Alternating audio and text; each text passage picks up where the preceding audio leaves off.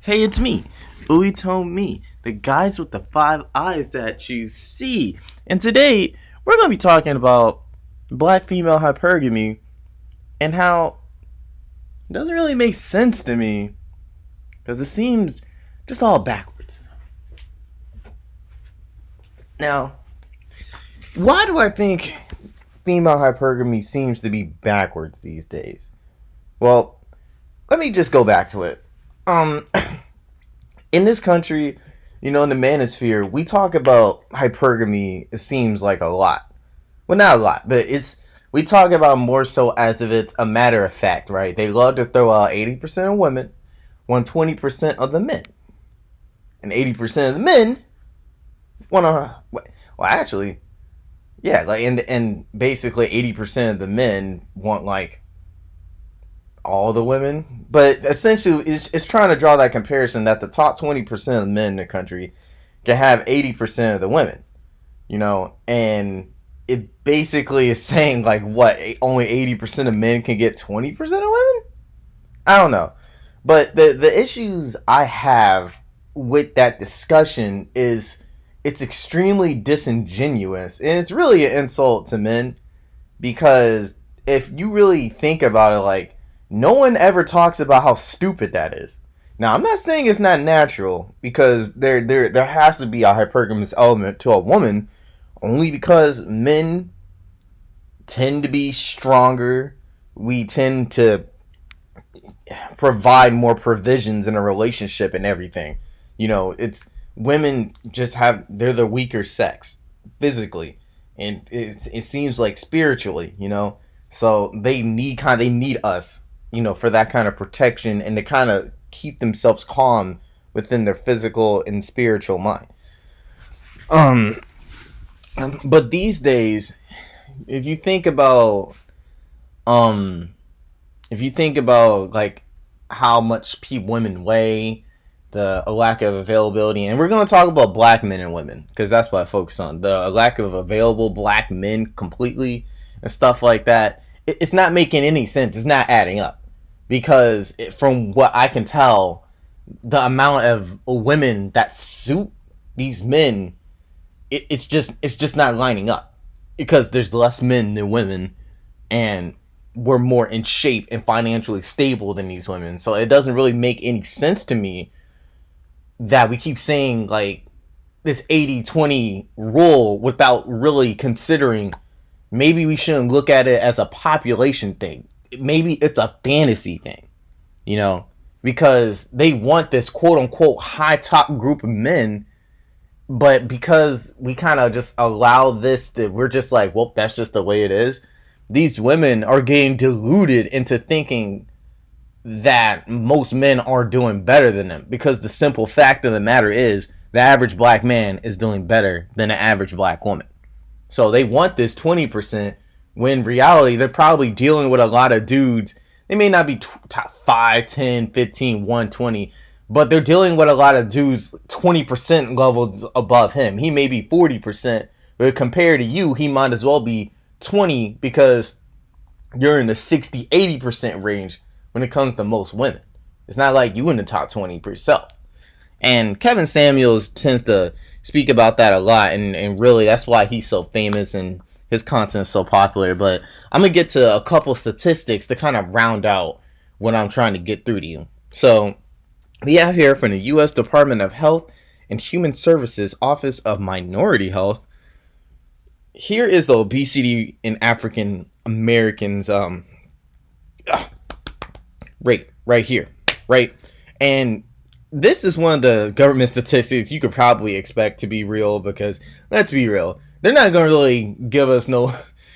When it comes to negative things about black people, it's kind of obvious to see anecdotally. So, a couple of quick stats. 2018, non-Hispanic blacks were 1.3 times more likely to be obese compared to non-Hispanic whites, which makes a lot of sense because in our culture, a lot of our foods are kind of like made with a lot of oils, heavy oils, and a lot of frying. And also, black people tend to be bigger, just period, than like white people and other people. So we're already coming in with extra weight, and we just add on to it.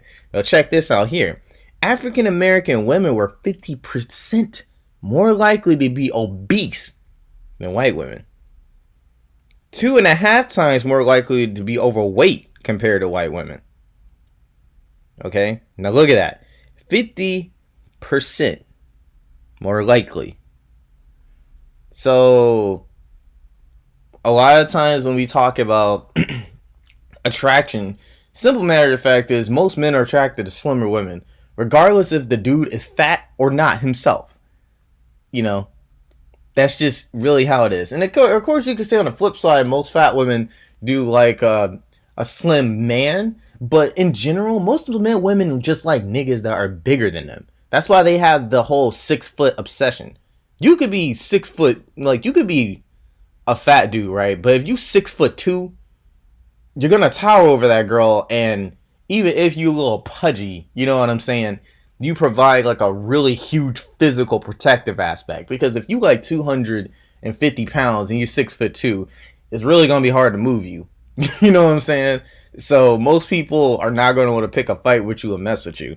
So even if for a guy being fat, I mean, it may not be attractive, but there's that strength physical aspect to it. That's why you do see sometimes, a lot of times, cute girls with big dudes, because when that dude wraps his arms around her, she's completely enveloped. You know, it's almost like she's in a ball, and it spurs that physical natural aspect of her to want to have protection in one of the most raw senses. It's not the same thing when you see a guy with another woman. And crazy thing is, I've been seeing, this is across all races though, I've been seeing a lot of skinnier dudes with bigger women.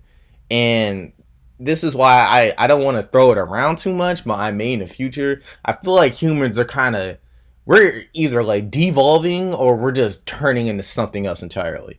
Because we're at the point now, we've got all these women with high testosterone who are bigger than men. It's like they're trying to flip themselves into men themselves almost. But here are a lot of telling statistics right here. And this is what's really going to really like help my point out a whole lot. Right here, you see the age-adjusted percentage of persons 20 years or over who are overweight or obese. With a BMI of 25, and this one's a BMI of 30, and then this one lowers the age a couple years, but the same BMI rates respectively. So 20 years and over 25, you see here that it's only a 70% rate in black men. Well, that's a 75 in white men. So right here, this basically comes from like overweight to obese, meaning you could be a little big, probably in between fat, and then overweight. Then obese and being really bad. So this basically goes for a lot of dudes who are kind of bigger. Like me, myself. I think I'm kind of overweight. I'm like in 190s, when at my height and my kind of frame, I probably can cut myself into like 175 to 180. So I'd probably fall into this range. But again, 70 to 75. Okay. When you look at the women's total, 80 to 64%. They are almost 1.5 times the amount of white women. And that's why you saw in the other stat that it was a 50%.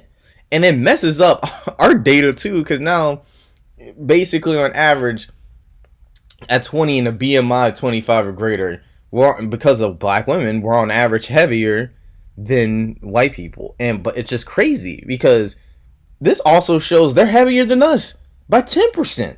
They're heavier than everybody, black and white. Isn't that crazy? And then when you go to a BMI 30 or greater, and see, that's why it just says obese. 25, is overweight to obese. 30, now they're just strictly talking about obesity. Now, it also shows here that on average, black men who are obese are about 1%, more obese than white men, right? But if you look here for the women, again, this time, like, it's not that far off from being close to double. 56% obesity rate, 37. And see, this is the crazy thing too. If you look at how like the rates go down, right? Like from 25 to 30, right here we've got a 10% change. So most of the men are just heavier than the women, which makes sense. That's how it should be. Mm-hmm. Now, if you go here in obesity, the women are a bit more obese, and I assume that's probably because they can just carry more fat, titties, ass, and stuff.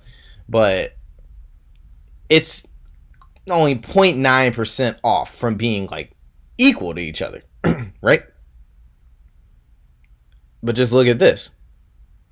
That's crazy. Again, heavier than everybody, but this time they're just heavier than everybody, like, period. Because it's not even close.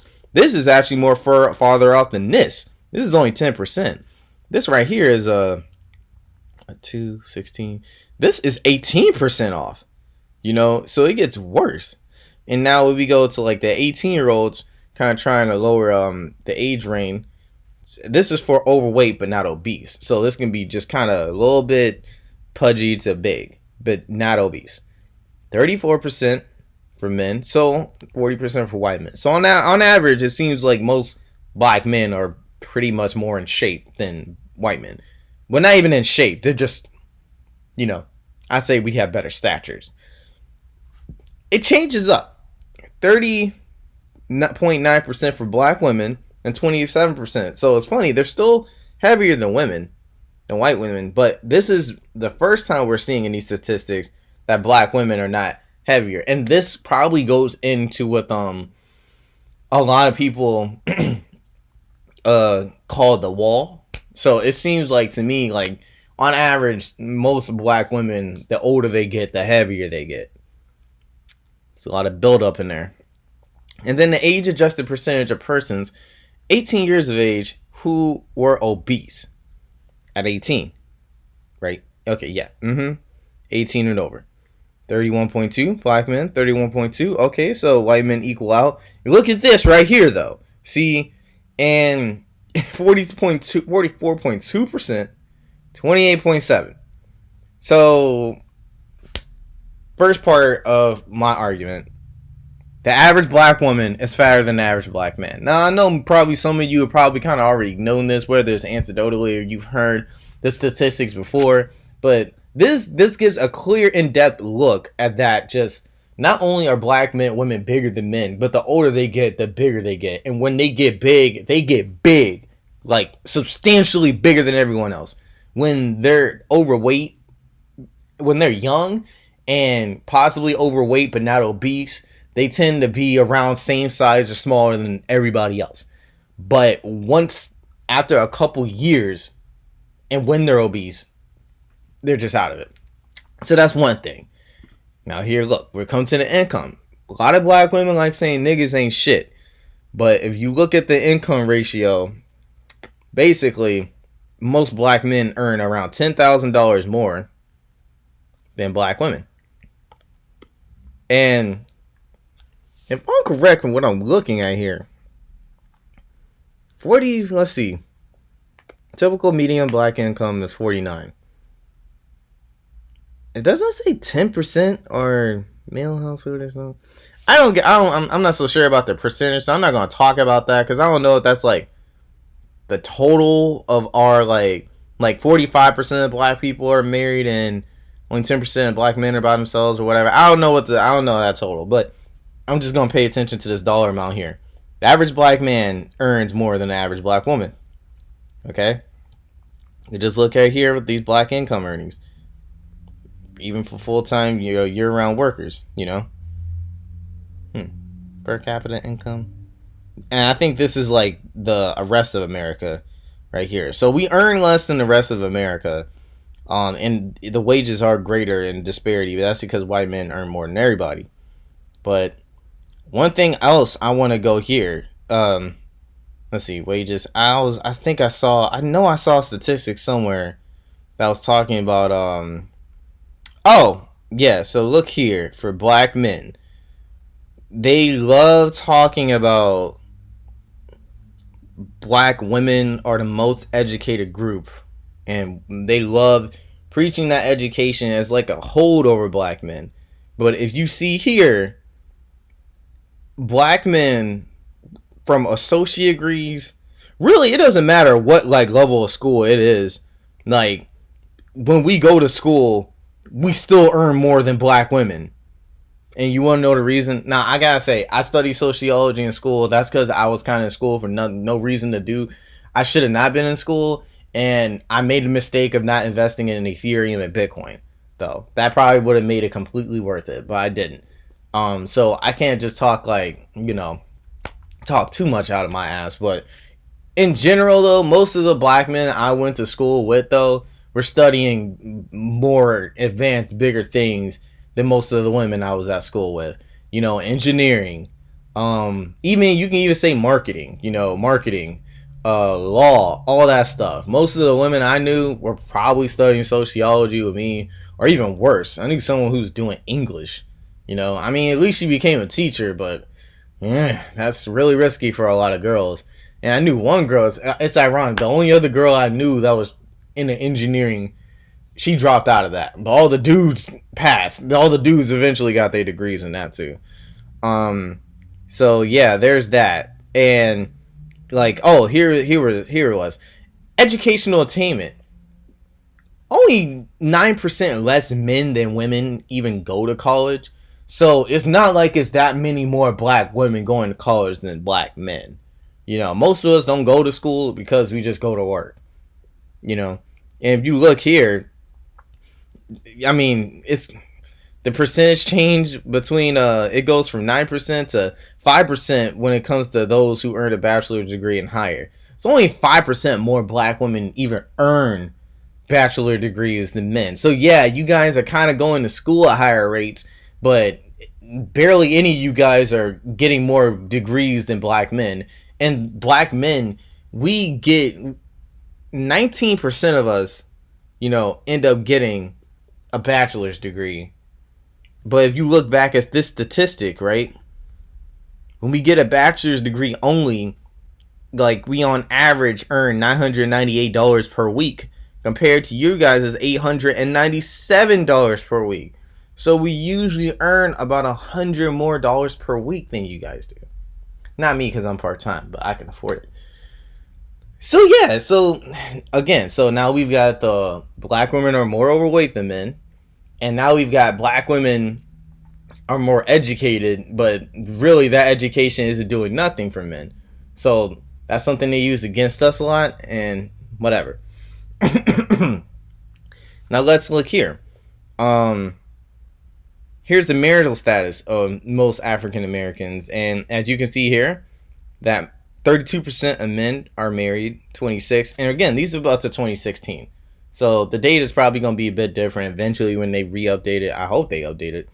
To 32% to 26%. But look, the divorce rate right here. Black women are divorced 3% more times than black men. 1% times more separated. And right here, this is mainly because most men don't live as long as women and our lives are a bit riskier. But 52% of black men have never been married and 48% of black women have never been married. So there's more married men than women, but also more married, but there's also less. It's crazy. Let's look at this again. More married men than women, but there's more men that haven't been married than women, yet there's more women divorcing men. Right? And if we look at the population counts, again, there's 2 million less men than women. Right? That's crazy. And there's a bit more younger men, if on average, or the same as women, but then there are less older men than there are older women as well. So let's try to put it together. We've got more black women than black men, and most of the divorces come from black women. There are more married black men than women, and there's also more non-married black men than black women. So this right here is a bit confusing to me. So I'd have to assume that basically, if you look at it here, when let's see. Let's look at this. Women basically have a higher chance of getting married than black men, but they also have a higher chance of fucking up that marriage. And black men, when they get married, they're probably more likely to stay married than black women. And there's less of us than there are black women. Like, literally, if every black man were to get married, there's still 2 million black women that would not be able to get married. So that's another thing about hypergamy, right? It makes no sense to me that there could be more black women than men, but but black men on average earn more than the women, whether they have an education or not. Most black men on average are slimmer. They don't weigh as much as the women. Okay, because that's like the big things. That's the big things when it comes to what men value in a woman and what women value in a man. For men, it's how you look physically. For women, it's how much you earn. So most of the black men are out earning the black women, but we also weigh less, and thus we also look better than a black woman. Because we're not even counting all the times they use some horrible makeup products. Most black men are just naturally themselves. So we look better than you guys, and we earn more money than you guys. And if we earn more money than you guys when it comes to education and basic employment, you could also assume we earn more money than you guys when it comes to side hustles and when it comes to investments. I know I do. So I know it'll take me a long time to ground the conversation back to hypergamy and everything, but I just had to give you the stats. Because let's look at the definition of hypergamy really quick so we can get something accurate. Okay. The action of marrying or forming a sexual relationship with a person of a superior sociological or educational background, right? Right.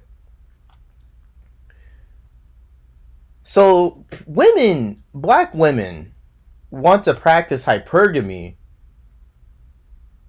but they're not even doing it correctly. Because see, the thing is, maybe those guys are right. Maybe they're so focused on the 20% that 80% of black women, like, we gotta look at it like this. See, we gotta stop just saying 80% of the women want 20% of the men, because that's the defeatist kind of mindset.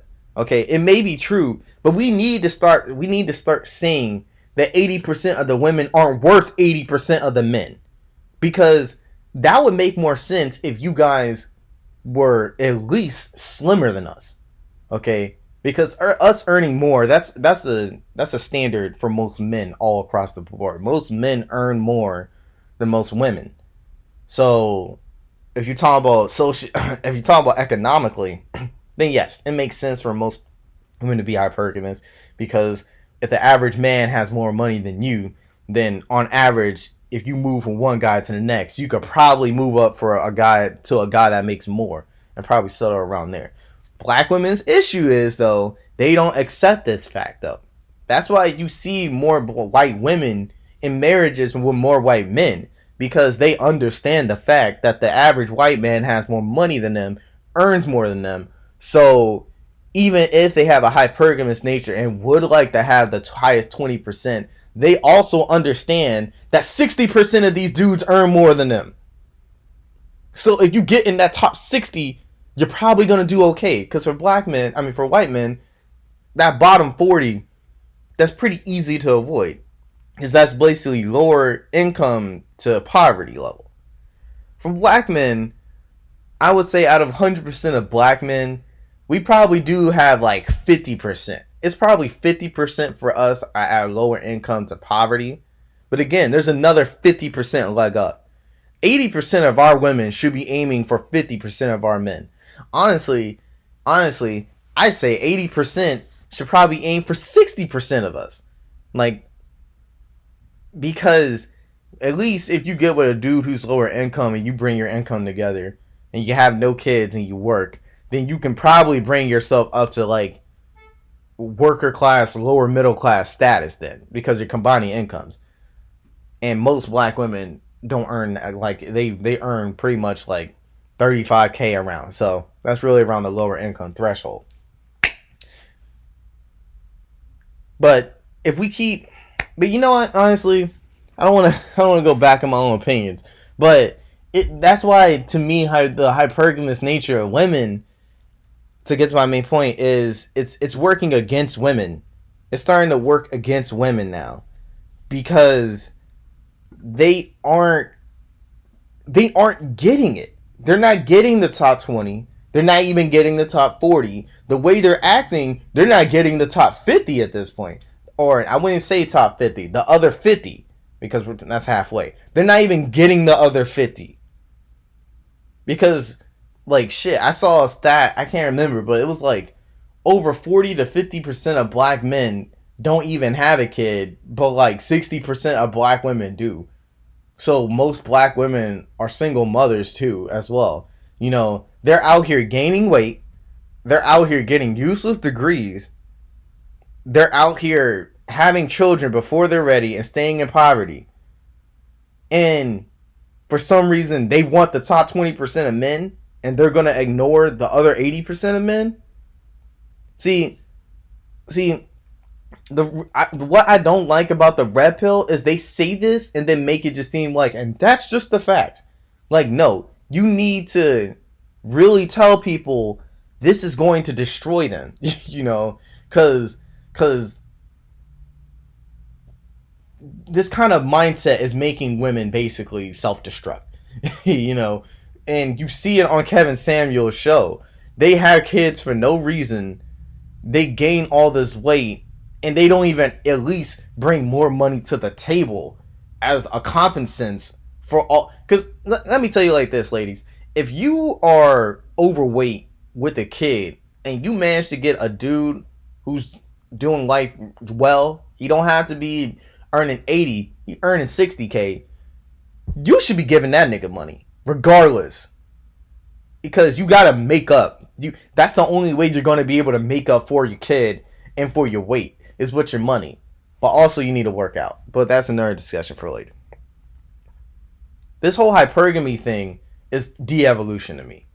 Because what these women are doing is they're making two things happen. They're either making it happen so they don't have families and they never reproduce with anybody because they keep trying to get the standard that doesn't exist.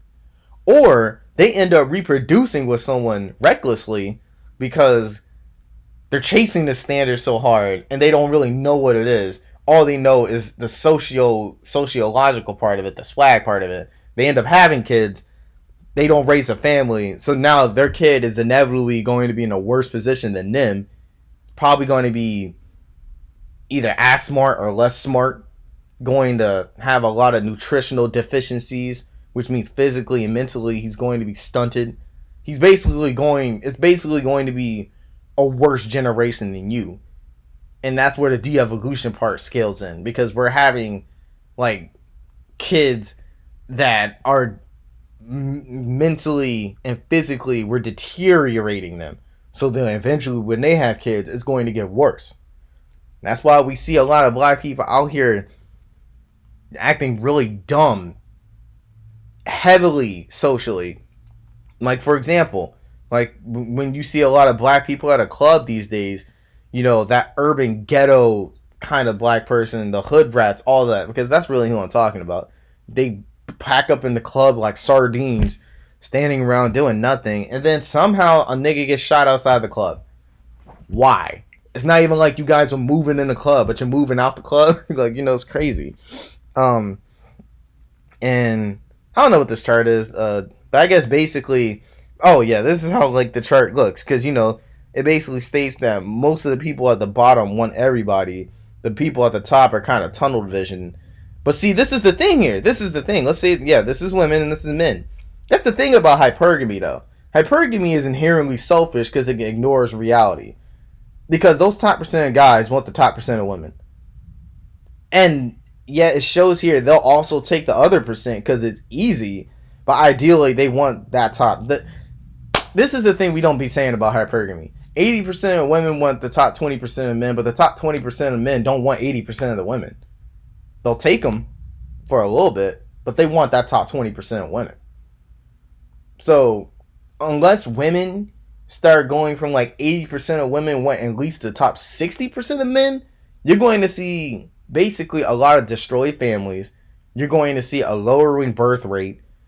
You're probably going, because with black women, they tend to just get pregnant for no reason. The poverty is going to be worse. The crime is eventually going to get worse because the economy is getting worse. And I didn't even touch on that. Black women are trying to be hypergamous in an economy that's fucked up. That's the craziest thing about it. Our economy gets worse and worse. We earn less and less. It makes no sense to be hypergamous. We're not earning the kind of money we need to be earning for you guys to even give you guys that real option. But see, that's also one of the reasons why so many black women are fat and lazy. Mothers trying to be hypergamous ain't doing nothing. Just give birth to them. Raise them up on horrible diets, whether it be for their body or their mind, and they just kind of just end up being spat into the world, only to repeat the cycle. There's nothing there for y'all. Nothing. And then you expect the top 20% of men to settle down with you? It makes no sense. A dude earning $60K makes more than double than most black women. That's probably more than half of black women. 60% of black women. Most of black women. And the thing about it is he's probably in more shape, even if he's fat. That's stupid. If black women are going to be hypergamous, they could at least not have as many kids and be in better shape. Because I'll touch on it again. That's why their hypergamy tends to be different. Because they tend to be smaller than most men. And they don't tend to bring kids to the table as much. So they can afford to go up 10% higher than what they may be dealing with now or what's around them. They can afford that. Black women can't do that. You guys need to aim lower. As long as it's still 80, this 80-20 rule eventually is not going to be sustainable for black people.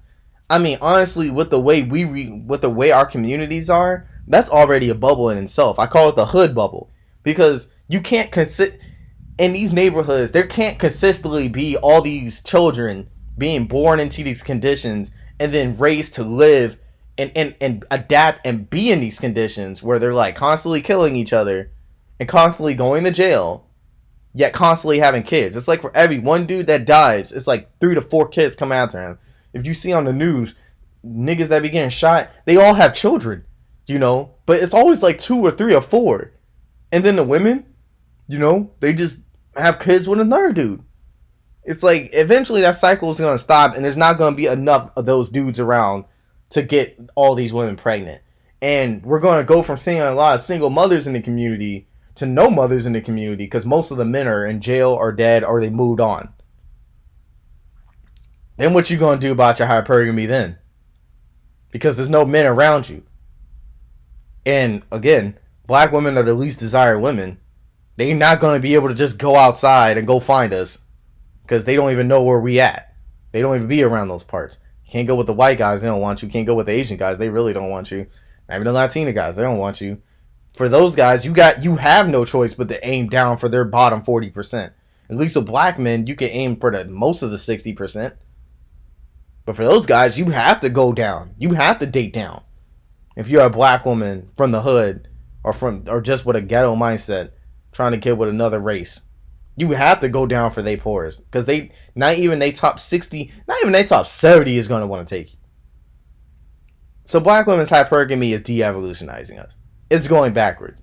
We're not at the point where they should even have a hypergamous mindset. They can't afford it.